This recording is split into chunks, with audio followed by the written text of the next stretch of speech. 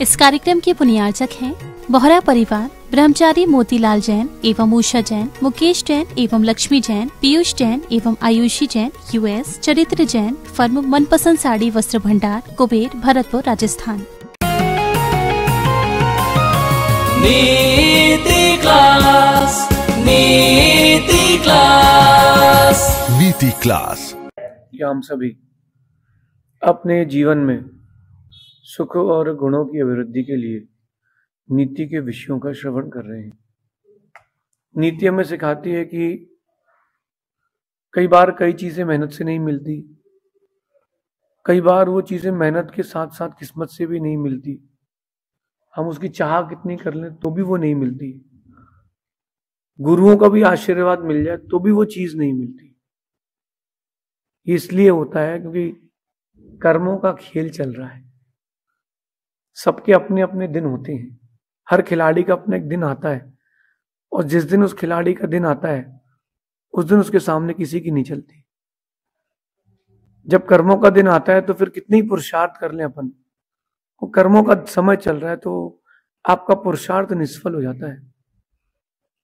लेकिन उस समय भी अगर आप चाहते हो कि दुख कम हो, उन कर्मों के खेल से हम बच सकें, तो सिर्फ एक ही उपाय है, वो है आनंदित रहना। क्योंकि कर्मों का खेल तो चलता ही रहेगा। आज कुछ है तो कल कुछ और है, चलता ही रहेगा, वो रुकेगा नहीं। आप चाहे जो कर लो, कर्मों का खेल तो चलता रहेगा। तो इस पूरे चक्र के बीच में हम कहीं अश्रद्धा ना कर बैठे, हम कहीं दुखी ना हो जाएं। इसलिए जॉयफुल लाइफ जीना चाहिए, खुश होकर के आनंदित होकर जीना चाहिए। जो चीज चल रही है उसको लाइफ में एक्सेप्टेंस करते लेना चाहिए कि चलो ये भी हमारे लाइफ का हिस्सा, एक्सेप्ट करो।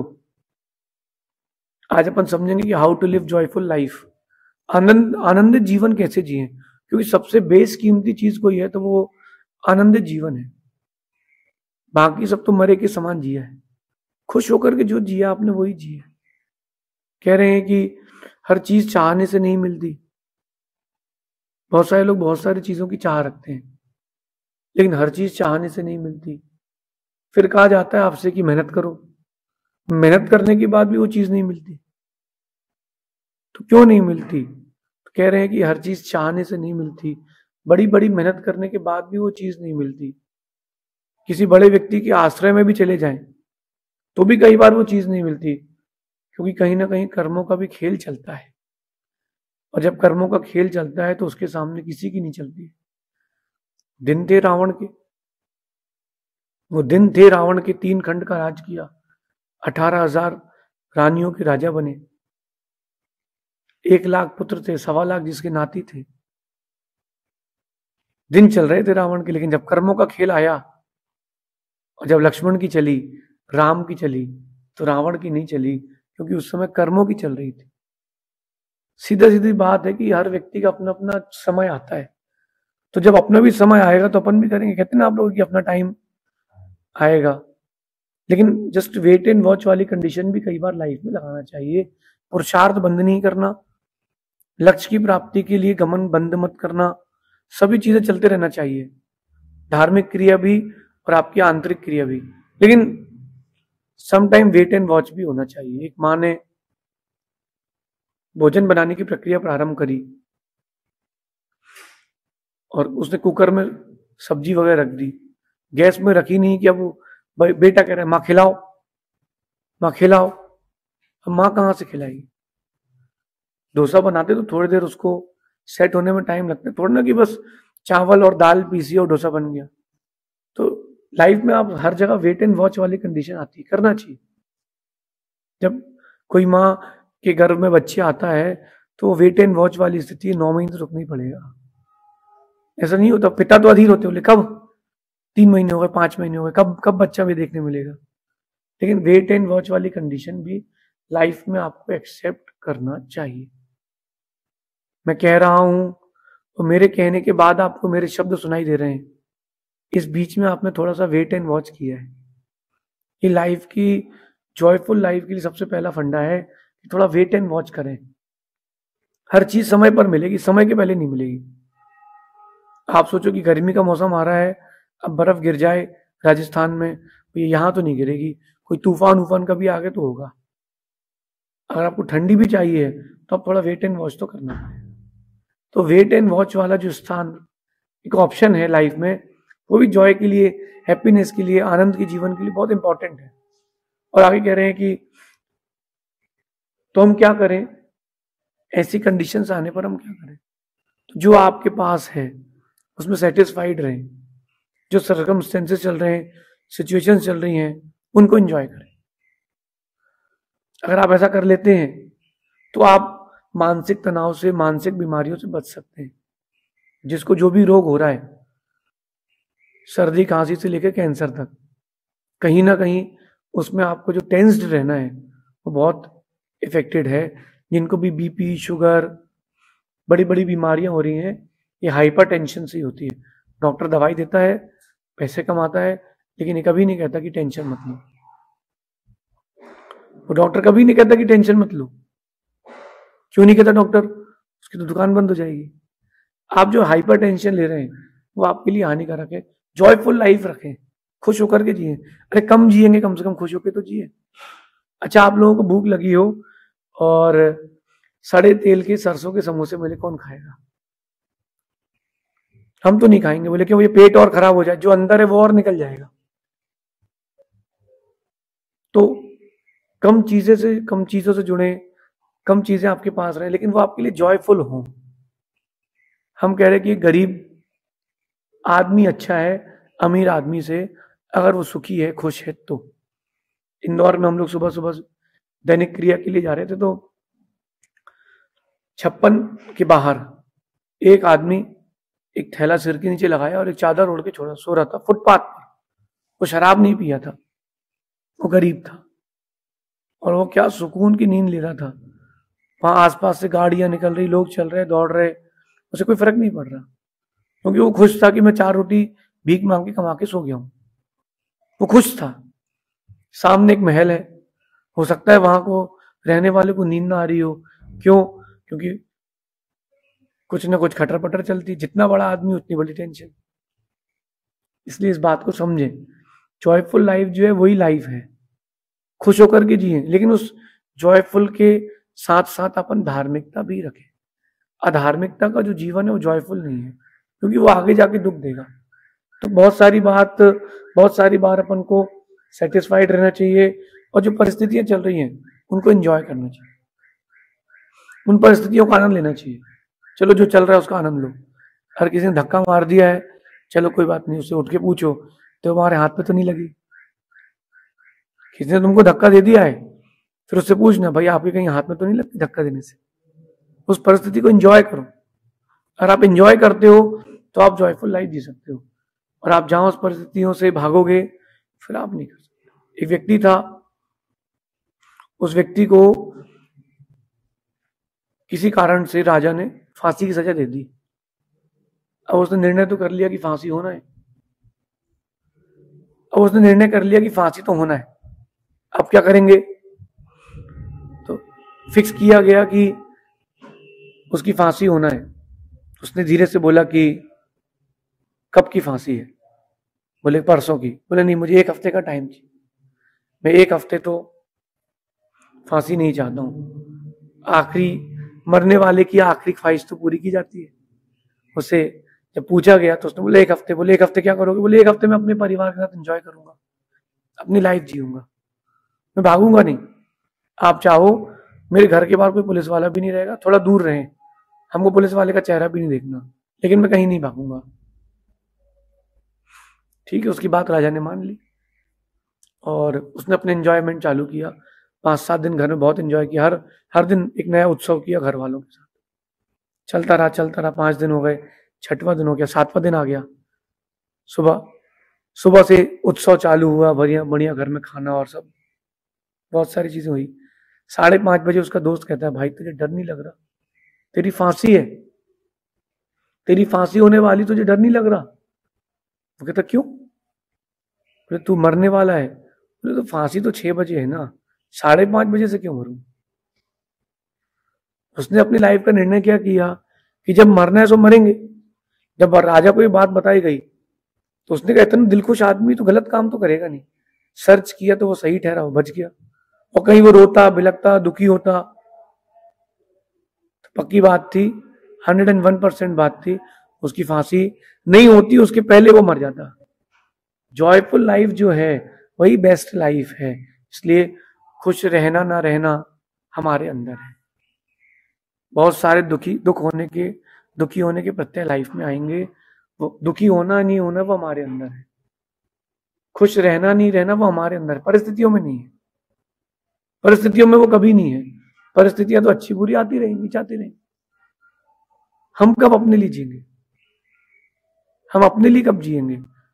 जिंदगी में तूफान बहुत भारी हैं। आपकी हर किसी की जिंदगी में आने वाले समय बड़े बड़े तूफान हैं, क्योंकि वो तो चलता रहेगा, जिंदगी का पार्ट है। आप उसको दुखी ना होकर के उस परिस्थिति से नहीं भाग करके आप ये समझ लें कि हमारी लाइफ का पार्ट है। सब्जी खरीदने सभी लोग जाते हैं। एक व्यक्ति केला लेने गया, केले वाले से पूछता है सर केला कितने का है? तो कहता है कि 20 रुपए दर्जन है। तो बोले 20 रुपए दर्जन है तो एक काम करिए, छिलका कितने रुपए दर्जन है? ठेले वाला सोचता है कि यार छिलके का ग्राहक भी है, तो उसने कहा भाई छिलका तो 10 रुपए दर्जन है। बोले काम करिए 1 दर्जन केले दे दीजिए बिना छिलके के। क्या बोला उसने? 1 दर्जन केले। बोले भाई छिलका सहित ही केला मिलता है। आप जीवन में जो चीजें लेते हैं उसमें अच्छाई और बुराई दोनों साथ में मिलती है। बुराइयां आपको छोड़ना पड़ती है। जीवन है, ये आपकी लाइफ है, इसमें आपको दुख और सुख साथ में मिलेगा। दुख को भूलना पड़ेगा, वो लाइफ का एक पार्ट है। वो लाइफ का एक पार्ट है और उसको टाल नहीं सकते हो। आप कोई भी सब्जी लेते हो उसमें छिलका आता है, बीज आते हैं, कचरे आता है, वो अलग करते हो। जब सब्जी बनाने के लिए, पेट भरने के लिए कुछ चीजों को भूलना पड़ता है। ये तो कभी नहीं बोलते आप कि मैं 100 रुपए की सब्जी लाया हूं, पूरी मिक्सर में डाल के बना दो, उसमें से छांटते हो, अलग करते हो। ऐसी लाइफ भी आपकी एक सब्जी है, उसमें से भी कुछ चीजें अलग करना पड़ेंगी, तब आप लाइफ जी पाओगे।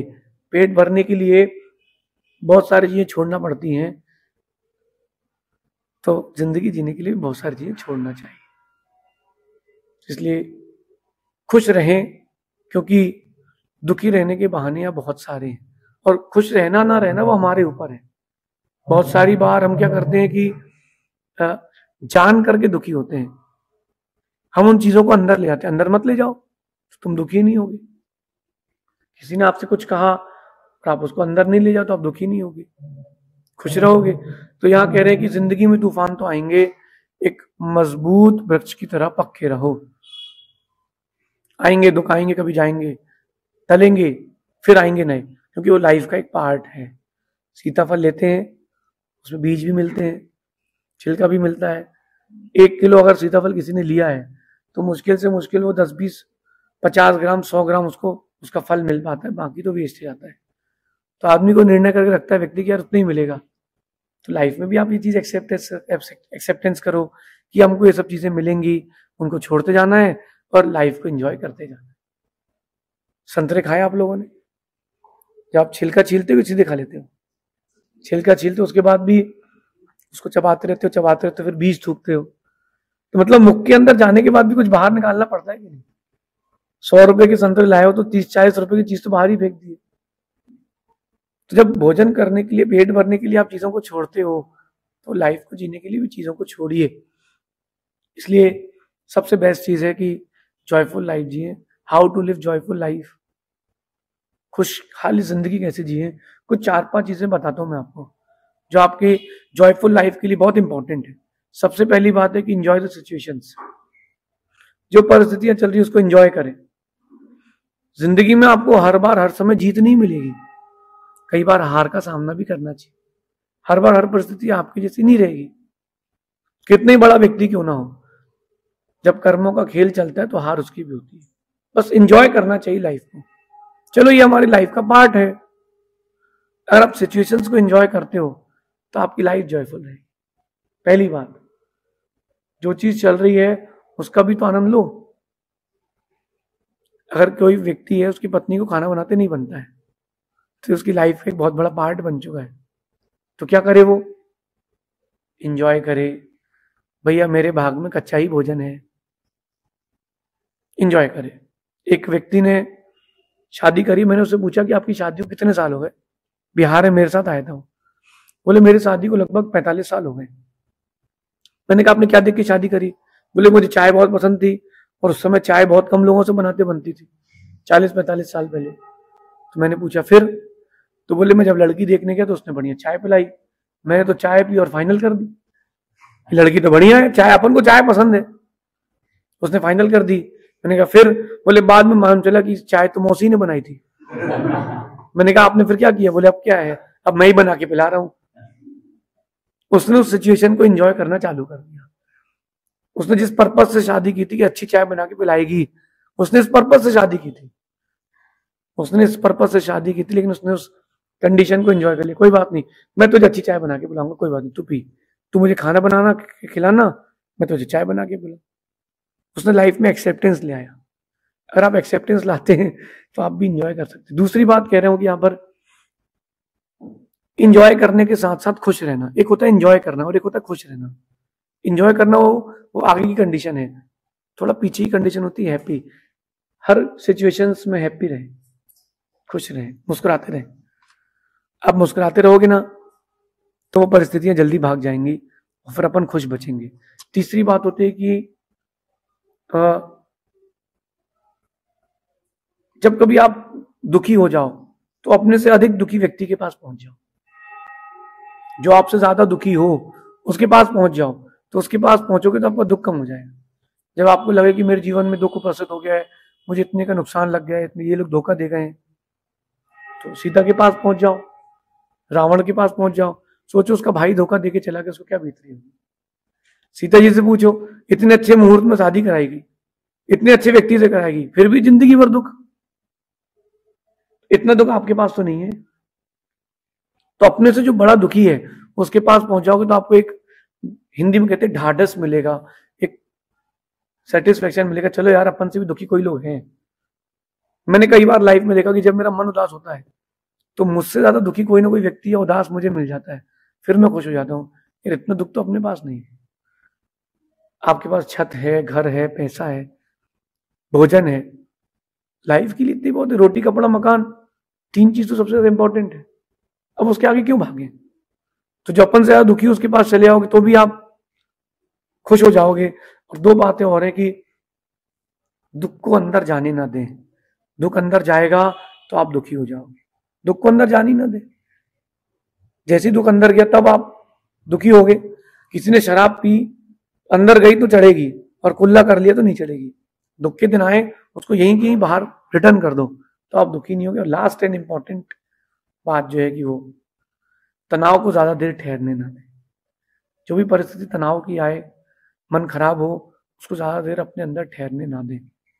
ज्यादा देर पानी कहीं रहता तो कीचड़ हो जाता है, ज्यादा देर तनाव कहीं रहता है तो वहां दुख आ जाता है। तो तनाव को ज्यादा देर ठहरने ना दें, बिल्कुल कुछ हो जाए।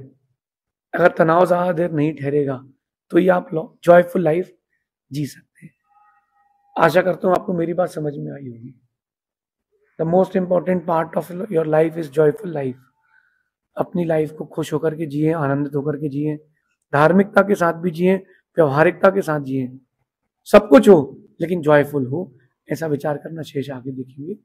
भगवान महावीर स्वामी की, आचार्य भगवान गुरुवर विशुद्ध सागर जी महाराज की।